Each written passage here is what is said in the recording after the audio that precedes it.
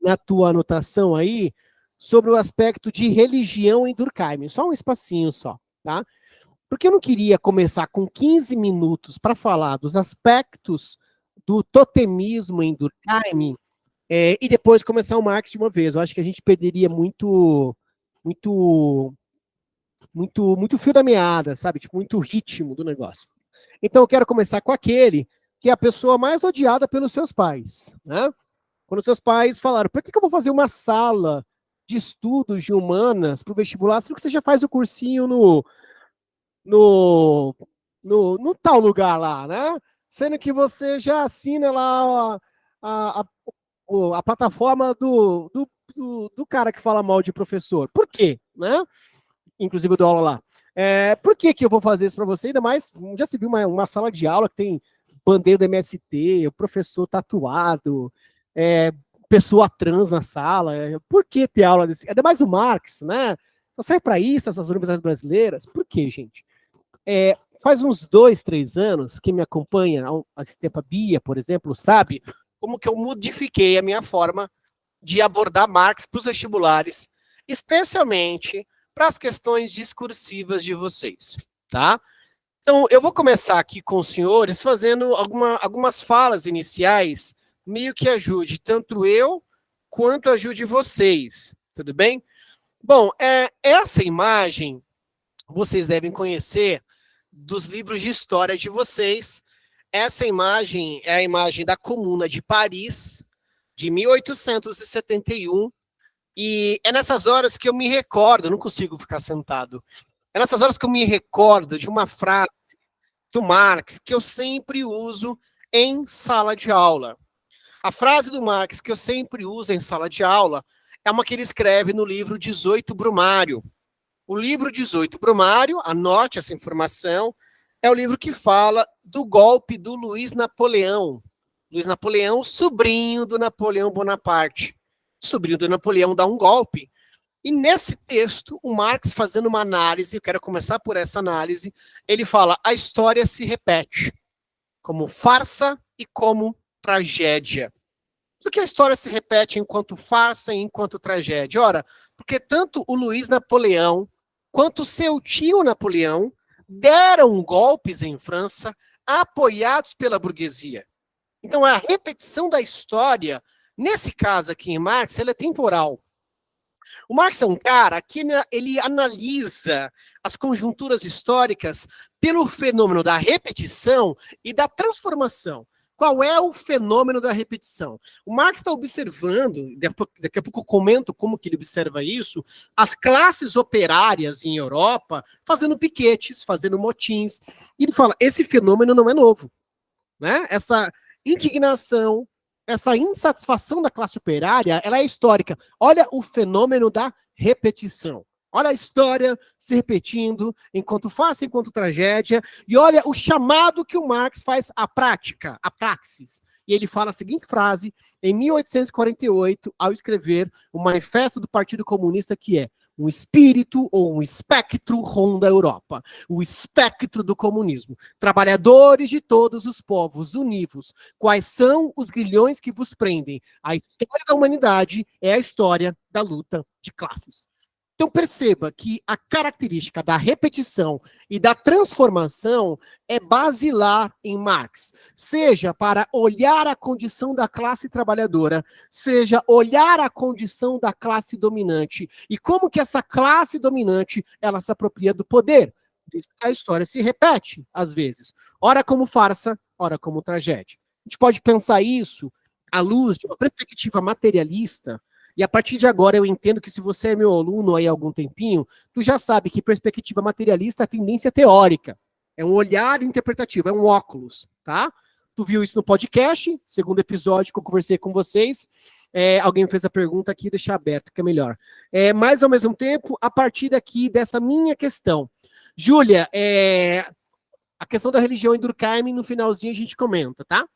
Bom, essa perspectiva materialista do fenômeno histórico, a gente pode analisar agora, à luz das eleições. Perceba como que, à luz do fenômeno eleitoral, a classe burguesa, ela se organiza em novos personagens.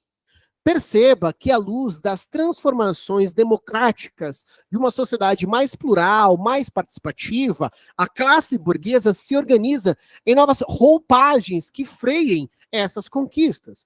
Em 64 foi um golpe. Em 2013 vai ser as manifestações de 2013.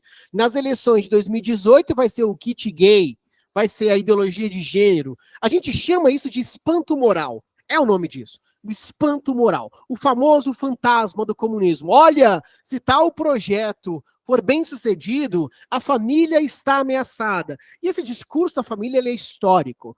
Você pega jornais, por exemplo, da imprensa estadunidense analisando o direito das pessoas pretas de votarem nos anos 60. Ou se você pega, por exemplo, propagandas, igual esses dias a Laís está escrevendo um capítulo de feminismo, que está lá no e-book, que está lindo. O capítulo da Laís de feminismo é a coisa mais linda que eu já vi, assim, lindo. A Laís, a gente estava vendo, tipo, algumas coisas, de algumas condições imagéticas, que colocavam a mulher com uma categoria inferior, isso nos anos 50. Então você percebe que esse discurso da neurose, o discurso da inferioridade, ele se atualiza. É o fenômeno da repetição, igual eu comentei com vocês, tá? Então vamos lá, vamos conversar um pouquinho do nosso velho barba. Primeiro aspecto fundamental. O Marx, ele nasce em 18. Alguns vestibulares, quando é alguma coisa referente a Marx, cobra a data. Quem fez o vestibular da UEM, ou o PAS da UEM, há um tempo atrás, no segundo ano de ensino médio, se eu não estou equivocado, foi em 2018, perguntou em que ano que o Marx escreveu o primeiro volume do Capital. É claro que não tem como a gente falar tudo isso de uma dimensão, não tem como, tá ligado? Pô, eu leio Marx pra caceta, eu estudo Marx demais, mas ainda assim tem muito texto do Marx que eu nunca li ou que eu desconheço. Marx nasce em 18, ele é filho de uma família de classe média em Alemanha, tá? Ele vai fazer o curso de Direito, o Marx é formado em Direito, e na época, os cursos de Direito não tinha só TCC, era quase como uma tese, tá ligado? E a tese do Marx é em cima dos pré-socráticos. A tese do Marx é em cima do Epicuro e em cima do Demócrito. Por quê? Porque já se percebe aí a relação do Marx com o debate sujeito-objeto, que é o debate mais importante da filosofia. Ele faz a sua graduação, ele tem uma influência muito grande do Hegel, que era simplesmente o maior nome da filosofia alemã e da filosofia do século XIX. Hegel falece em 1830, então, quando o Marx está terminando a sua graduação, vamos dizer que a gente tem praticamente 5 ou 10 anos depois da morte do Hegel. É como se morresse, de repente, o maior pensador brasileiro e a gente começasse a lê-lo bastante pelos próximos 10, 15, 20 anos. Então, Marx tem essa questão, tá? A gente chama o Marx, inclusive, de um hegeliano de esquerda. Porque nós temos dois tipos de hegelianos. Nós temos os hegelianos de esquerda e nós temos os hegelianos de direita, tá? Aqui, Didi. Os hegelianos de esquerda, para a gente compreender isso, eles enxergam, eles acreditam piamente que a transformação histórica se constitui pelo campo do pensamento. Já os hegelianos de direita acreditam que a transformação histórica é pelo campo do Estado. Chamamos os hegelianos de direita de jovens hegelianos, ou, perdão, de velhos hegelianos, e os hegelianos de esquerda de jovens hegelianos. Por isso que o filme que saiu recentemente, O Jovem Marx, tem esse nome. Porque não fala só da fase jovem do Marx, mas porque fala exatamente da ruptura, da transição do Marx, do pensamento hegeliano para o pensamento materialista, tá? O que acaba acontecendo? Em 1845, o Marx escreve para mim o livro mais importante que um vestibulando precisa saber, Ideologia Alemã.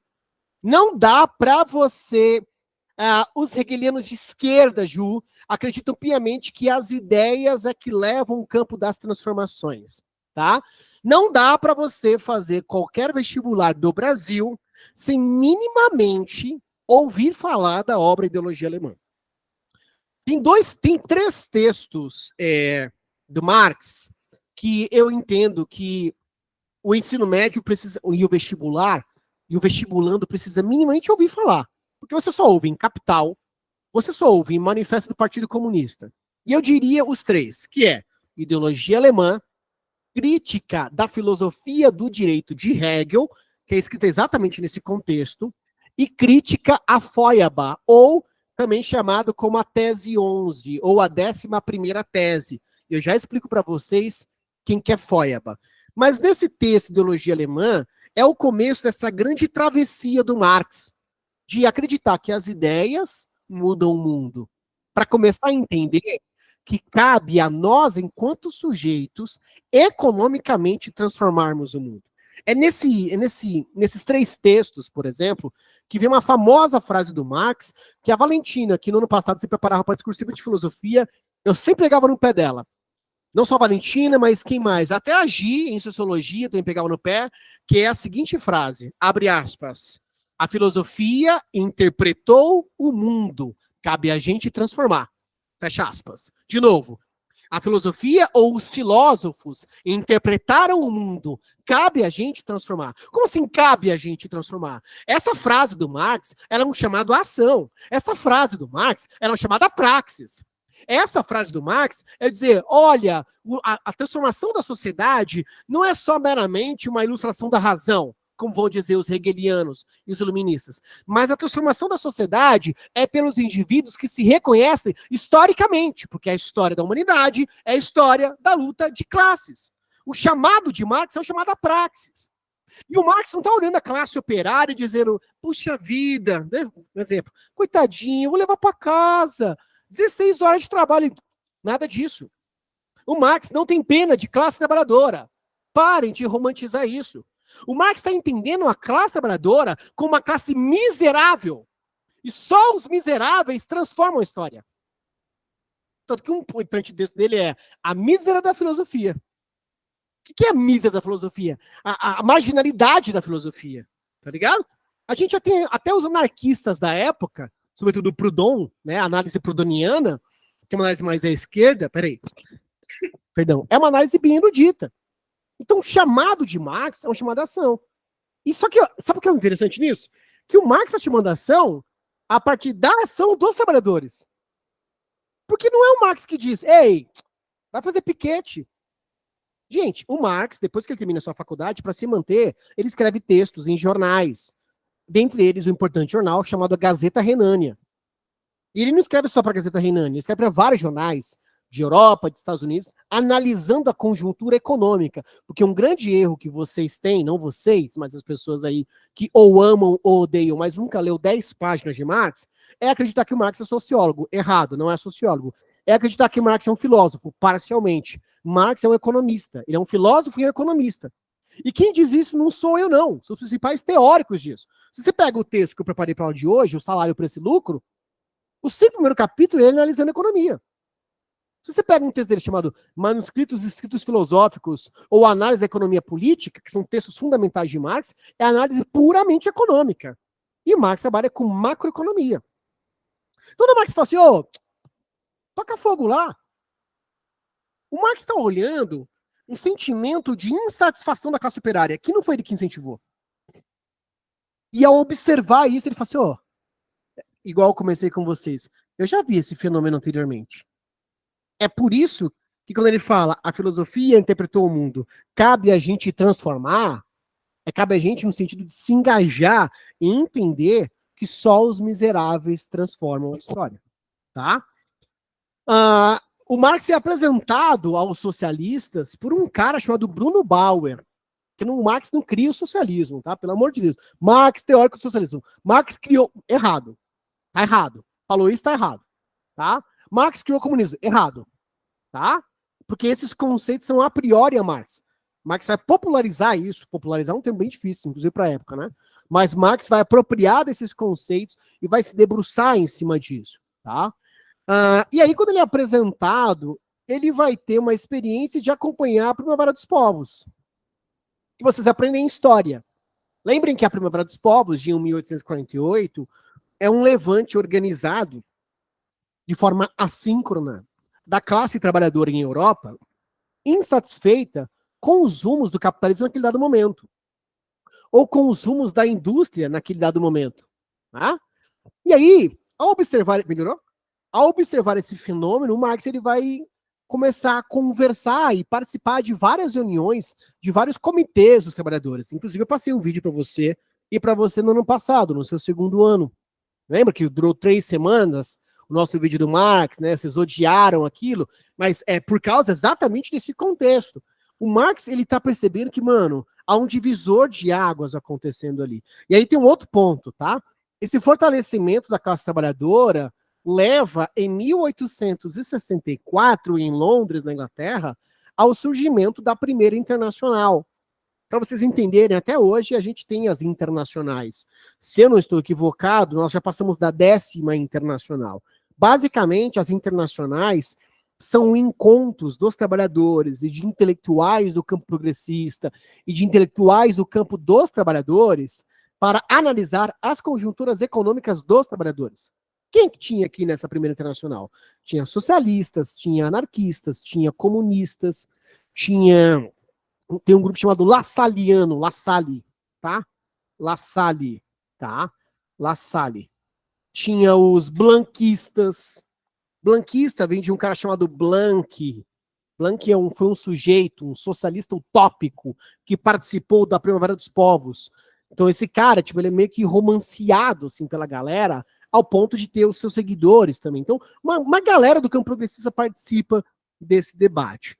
Em 1867, vai ser o primeiro volume do Capital. Lembrando que o Capital são 4 volumes. Marx só escreveu o primeiro volume.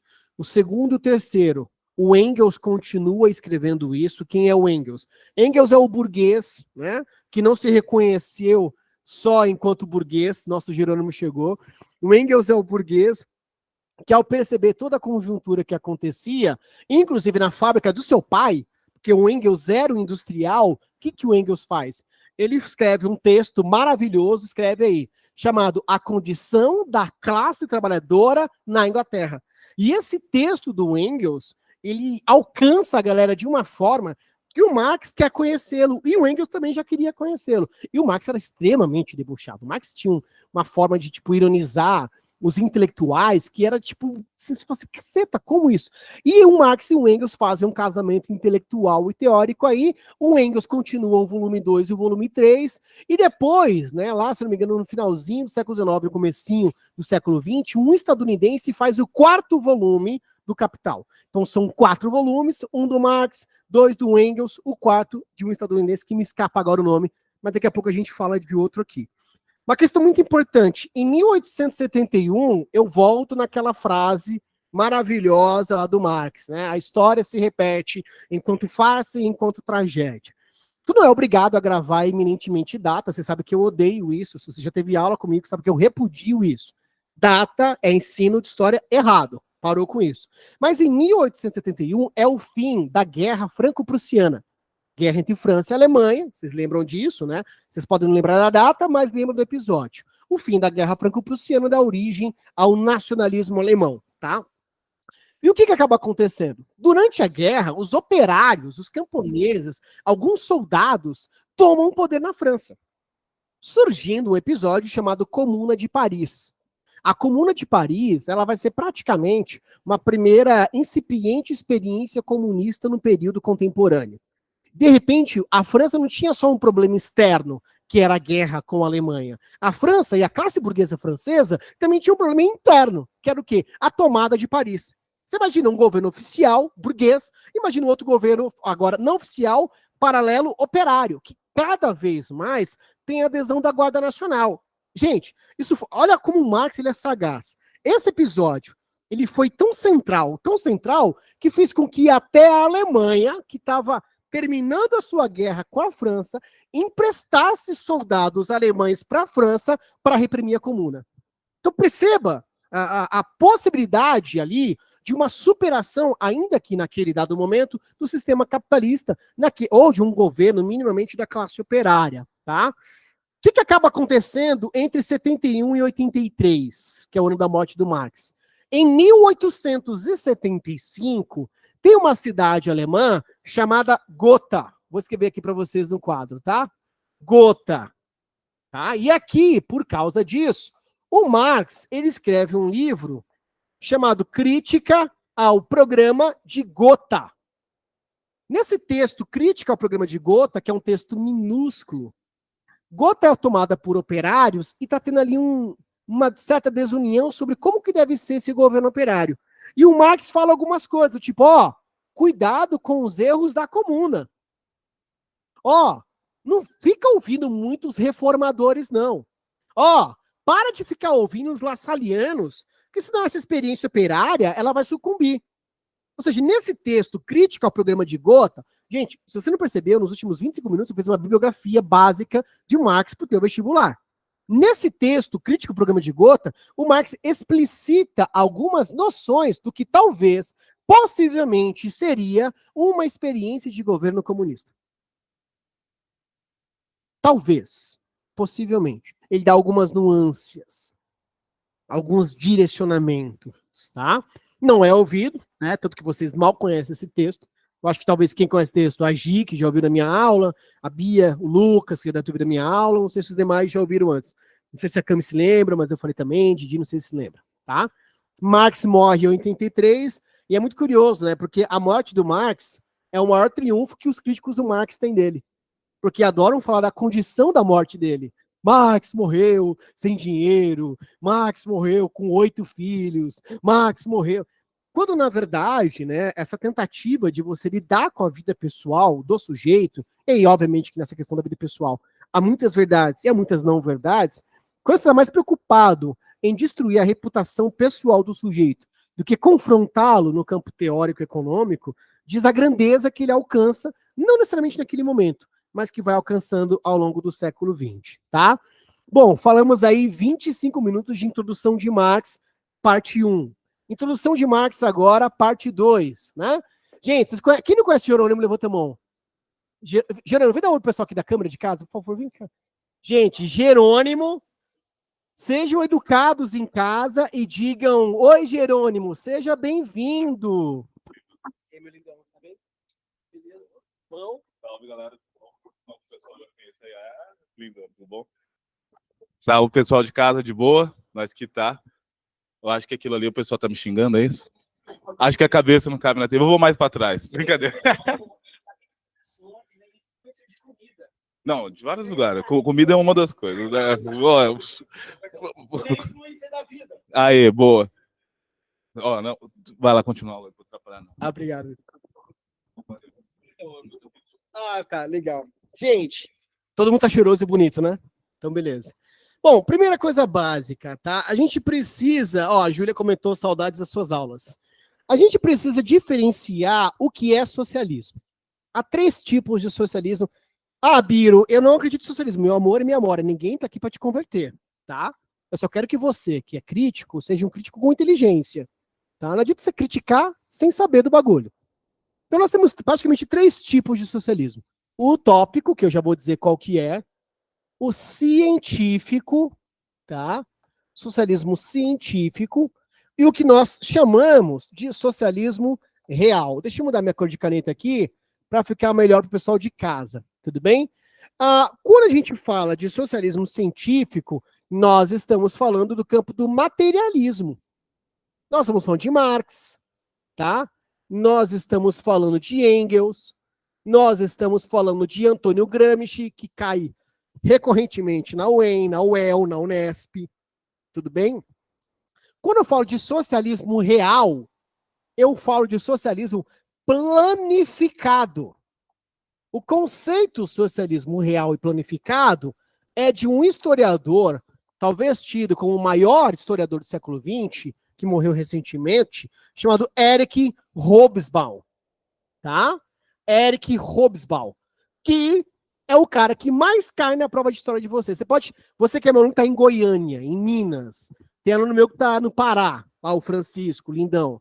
Tem aluno meu que está no Pernambuco, que mandou mensagem esses dias para essa USP, esqueci o nome dele agora, me perdoa. Você que está em qualquer lugar, Hobsbawm é o cara que mais cai. Observem as provas de história de vocês, quando tem texto, observe o nome Hobsbawm, esse cara, tá? Bom, primeiro, quem seriam os socialistas utópicos? Aí teu tio vai dizer, é o comunismo da Venezuela, tá ok? Não, não é isso, né? Vamos lá. Primeiro que o termo utópico, quem vai dar a eles esses nomes vai ser o Engels, tá? É o Engels. É um termo tardio. Por que o nome é utópico? A letrinha U, né, quer dizer não ou sem. A palavrinha tópico vem de topos, que quer dizer lugar, não pertencer. O termo tópico, ou utopia, vem da obra do Thomas More, Utopia, uma obra do século XV, século XVI, melhor dizendo. Onde nessa obra, o Thomas More pontuava a possibilidade, lá no século XVI, de uma sociedade com respeito religioso, onde as liberdades dos indivíduos seriam respeitadas. Não é liberdade de golpista, igual vocês têm ouvido seus pais e seus tios falam tanto. Liberdade mesmo. Liberdade religiosa, liberdade de gênero, no sentido homem e mulher, não como a gente pensa gênero hoje, mas enfim, para a época, tá? E no caso, uma menor propriedade privada, mais coletivização de terras.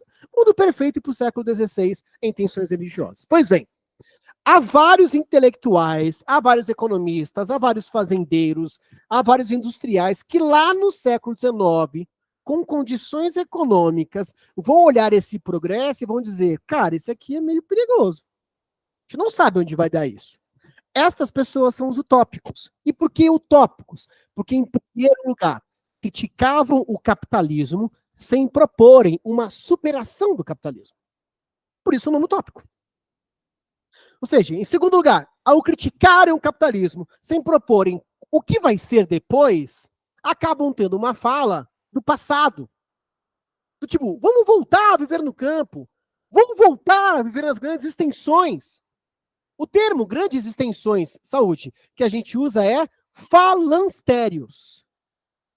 Propriedades rurais, comunais, de terra dividida, de autoprodução, como se fosse uma grande cooperativa, só que sem aparato industrial.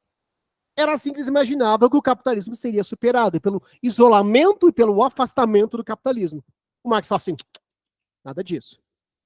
Marx, Engels e tantos outros. E aí, eu quero aproveitar essa gancha na crítica aos utópicos para falar o seguinte, alguns de vocês, piamente, acabam acreditando, por exemplo, que o Marx é um autor que ele vai fazer crítica ao trabalho. Marx não critica trabalho. Ou que Marx seria contra o trabalho.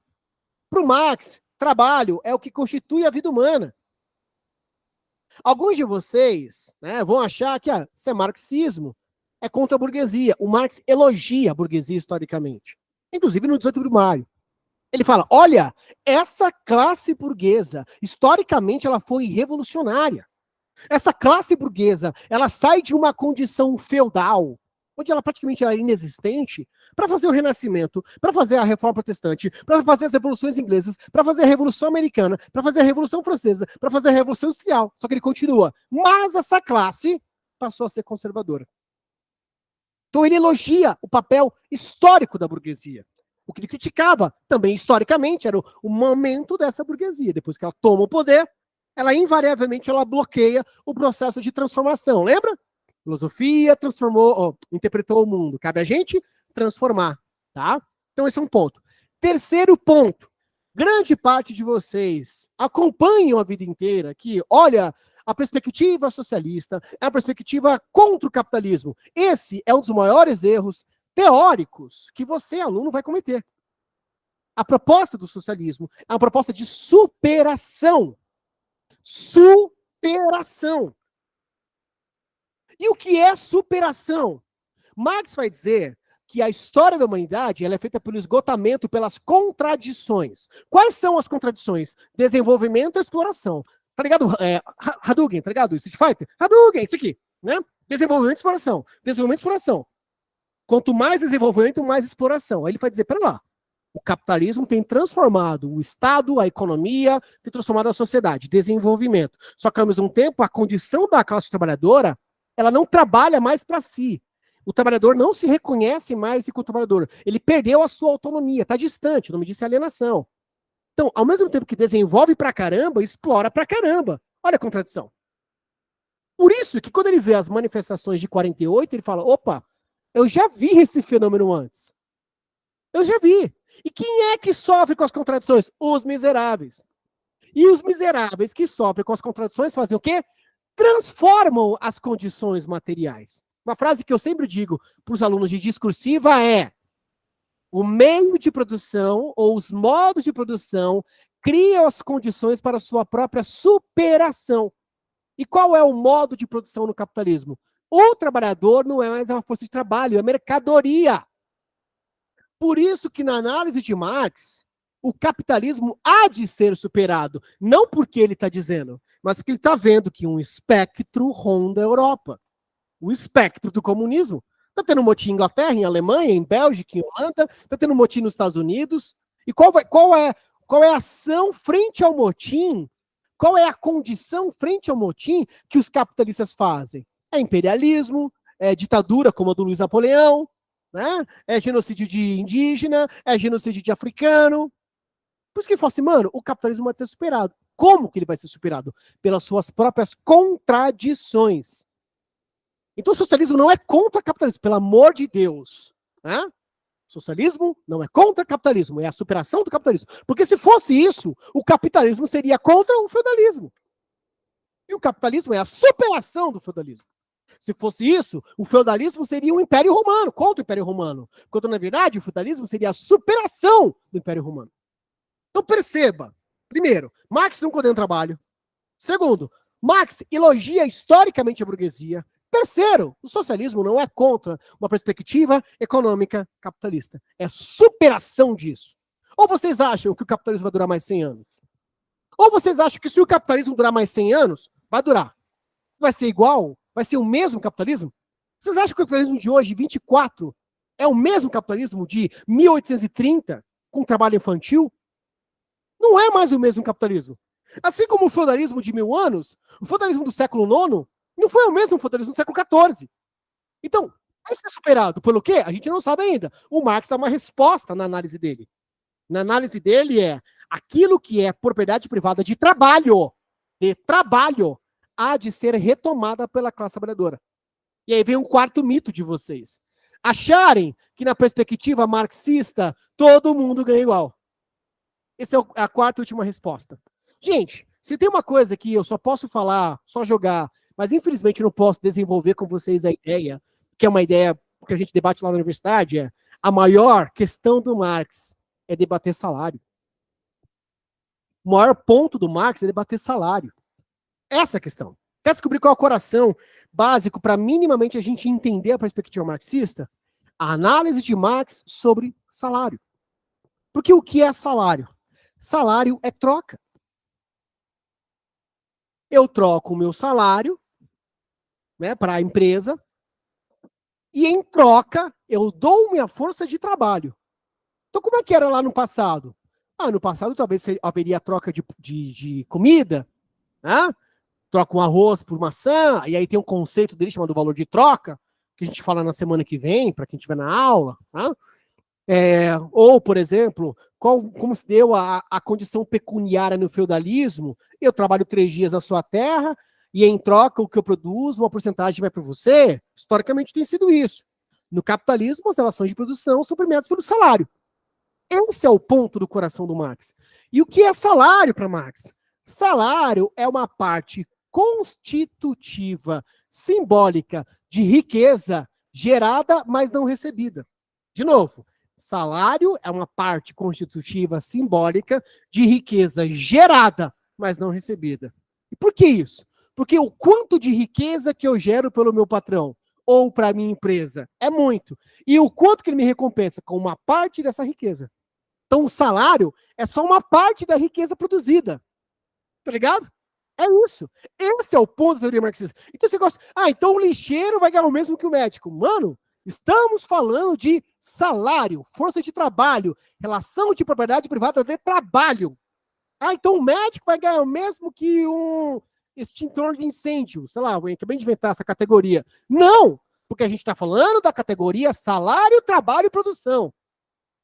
Tá ligado? Dizer que todo mundo ganha igual é uma falácia, é um mito, é um erro. Isso não tem adesão na teoria socialista em hipótese alguma. Nenhum teórico materialista defende isso. Então é mais um dos espantalhos que ano após ano a gente fica caindo em bait de internet. Tá? Para terminar a nossa introdução aqui, que eu estou na introdução e vou dar um intervalinho para vocês também, um outro ponto fundamental aqui em Marx, né? Vocês estão me acompanhando? Estão me entendendo? Numa escala 0 a 10, quantos estão me entendendo? 10? Ok, legal. Legal. Legal. A frase dos miseráveis, né? A história é feita pelos miseráveis. Os miseráveis observam as contradições. E são os miseráveis que teriam condições materiais, a praxis, né? De transformar as condições econômicas, tá? Vou diminuir as minhas, que eu me empolguei. Falei muito rápido, né? Vou falar um pouquinho mais devagar. Fora isso, tá de boa? Tá legal? Alguma coisa que eu falei aqui é novo para alguém? Levanta a mão, só para eu saber. É novo para alguém? Para Val? Não? Mais de boa, tudo ok? Perfeito, Aninha, de boa, Luquinhas, de boa, Barcelos, ok, massa. Loaninha, pergunta da Natália, o que não volta o que não volta como salário é mais-valia? Sim. Como que é a definição de mais-valia? É aquilo que não é pago ao trabalhador pelo seu trabalho. Eu vou definir isso em conceito na próxima aula, fiquem tranquilos, tá? Então, a mais-valia é exatamente isso, tá? Salário é apenas uma parte simbólica constitutiva de trabalho que gera riqueza, mas que não é remunerado, tá? É isso que a gente define salário para Marx. Trabalho é a posição dos indivíduos em sociedade, igual eu aqui agora, né? Uma colega que já trabalhou comigo, falou assim, nossa, eu estou muito orgulhoso de você, que agora você é empresário. Eu falei, o quê? Empresário, amiga? Eu tenho que vender minha força de trabalho. Esse empresário estaria 2 da tarde num calor do satanás de Londrina? Né? Pelo amor de Deus, eu sou operário. Continuo sendo operário, né? Ah, o sujeito ganha R$ 1 milhão e vai com a filha para Disney, com o filho, com a esposa, todo ano. Né? Mas, pô, quando que ele vai? Ah, ele vai nas férias. Esse é operário pra caralho. Só pode viajar. Ah, vi lá o Bora Lá do Jerônimo. Foi comer lá no restaurante lá que custa 300 pratos, 300 conto. Pô, recebi a promoção, vou comer lá no restaurante burguês. Que mané burguês, né? O fato de você pensar e comemorar uma data em um lugar que um prato simbolicamente custa R$ 300 diz o quão pobre você é, o quão operário você é, tá ligado? Isso que é trabalho, na definição de burguesia e classe operária, tudo bem? Bom, primeiro ponto, o que é o socialismo científico do Marx agora em segundo lugar? A gente chama a teoria marxista de socialismo científico porque, em primeiro lugar, o Marx quer entender as origens históricas do capitalismo. Por isso que é científico. É científico por causa disso. Segundo lugar, Marx, perdão, querida, entende as condições históricas do surgimento do capitalismo. Tudo bem, Elenzinha? Ellen? Tudo bem? Segunda razão pelo qual a gente chama de socialismo científico, porque ele entende que veio para ficar, ainda que temporariamente. Olha a diferença dele frente aos utópicos. O Marx faz uma análise histórica, material da realidade. Há de ser superado. No ano retrasado, ficou muito conhecido uma surra que um economista não, que um geógrafo deu numa comentarista de internet. O Elias Jabor deu uma surra na Renata Barreto. Alguém aqui conhece a Renata Barreto? Péssima. Horrível. Horrível, horrível, horrível, horrível, horrível. E aí ele batia sempre na tecla de como que a análise de Marx é uma análise histórica. E ela dizia, sabe aqueles clichês bem básicos, né? E ela nem sabia o que ela estava dizendo, coitada. Mas aqueles clichês bem básicos, né? E aí o cara dizia, mas vem cá, você é socialista? A China é socialista? Ele dizia, olha, a perspectiva socialista é a perspectiva histórica material. Não é uma condição infinita, ela é histórica material. É a transformação da sociedade. A famosa frase do Marx, né? Cabe a gente transformar, não apenas interpretar, tá? Bom, e qual é o terceiro tipo de socialismo para eu partir aqui nas influências finais? Renata Barreto, que me bloqueou no Instagram, inclusive. Ela é tão boa de debate que bloqueou um professor do interior do Paraná. Eu queria entender isso, tá? Qual é a característica do socialismo real? O termo socialismo real foi um termo criado pelo Hobsbawm. Oi. Pergunta da Gi, né? Se a Comuna de Paris ela seria uma condição socialista ou ela já seria uma condição comunista? No sentido da sua pouca experiência enquanto prax, a primeira experiência comunista do mundo contemporâneo. Por autogoverno, né? A gente não, a anarquista na sua composição inicial. Ela perde outros contornos quando a gente passa a ser mais coletiva. Decisões coletivas, né? Ela perde o aspecto só incipiente do indivíduo. Aí ela se perde quando ela começa a fazer concessão, que é a principal crítica dele no Gotha, em 75. Entende? Bom, científico, Camis. Vamos lá, Carol, perdão. Científico. Primeiro, por que é científico? Porque o Marx quer entender como é que o capitalismo surgiu, que é o que a gente vai falar depois, não hoje. Tá? Primeira coisa, o capitalismo veio de algum lugar, no pronto de paraquedas. Primeira explicação é essa. Diferente dos utópicos, que eram só crítica, crítica, crítica. Segundo lugar, os científicos acreditavam que o capitalismo haveria de ser superado, mas até aquele dado momento ele veio para ficar. Ou seja, ele veio para o século XIX, então tá bom. Então ele veio para o século XIX. Ah, então ele vai se expandir, sobretudo pelo imperialismo? Então ele vai se expandir. Imperialismo, para você que tem aula de europeus em África e Ásia, nada mais é do que o Estado a serviço do capitalismo. Aula 1 com vocês, eu disse, gente, é impossível o capitalismo sem Estado. Quer ver um exemplo? Vocês que adoram os Estados Unidos, liberdade, o Congresso americano aprovou ontem o bloqueio do TikTok nos Estados Unidos. Olha que país liberal. Olha a liberdade, né? Cadê o Monark indo para lá agora, né? Cadê o Alan dos Santos, Terça Livre? Cadê o Eduardo, o fritador de hambúrguer, nessa hora? Tá me entendendo? Então, como é que um país que é o berço da liberdade proíbe as pessoas usarem TikTok? Que liberdade é essa? Tá? Então, respondendo essa pergunta aqui da Carolzinha, tudo bem? Eu já volto aqui nessa parte com vocês, que eu acho importante fazer algumas anotações. Por que a gente chama o socialismo real de socialismo real? A gente fala, te amo, lindão. A gente chama de socialismo real porque é um tipo de socialismo que, segundo Hobsbawm, se constituiu, sobretudo, quando a gente tem um partido planificando a economia. De novo, o termo socialismo real, na visão de Hobsbawm, é um termo que a gente usa para falar da planificação da economia em um partido, feito por um partido, perdão, em um país a rigor de superação socialista ou de revolução socialista. Casos de União Soviética, né? Quando a gente tem uma planificação da economia. O que é planificação da economia? Quem vai conduzir a economia é o partido, né? Caso de União Soviética com Lenin, com Stalin, depois com os demais líderes da União Soviética, casos de Cuba, casos de Venezuela. Isso é o que a gente define como socialismo real, tá? É um conceito pós-Marx, tá? É um conceito do Hobsbawm, não é um conceito do Marx. Tudo bem? Duas informações aqui que eu passei nos utópicos que eu não escrevi. Primeiro, os utópicos, eles liam bastante, né? Eles eram bastante influenciados pelo Rousseau. Não foi o Marx a primeira figura, claro, Genaro, já te explico já. Não foi o Marx a primeira figura que falou de desigualdade, tá? Foi o Rousseau. Um texto, A Origem da Desigualdade entre os Homens. Tudo bem? E, em segundo lugar, o Babeuf, também chamado de Graco, não é hamburgueria, Graco Babeuf, tá? Graco Babeuf é um francês que, se eu não estou equivocado, ou foi em 1799, não precisa anotar a data, pelo amor de Deus, ou em 1799, ou em 1809, eu acho que foi 1799.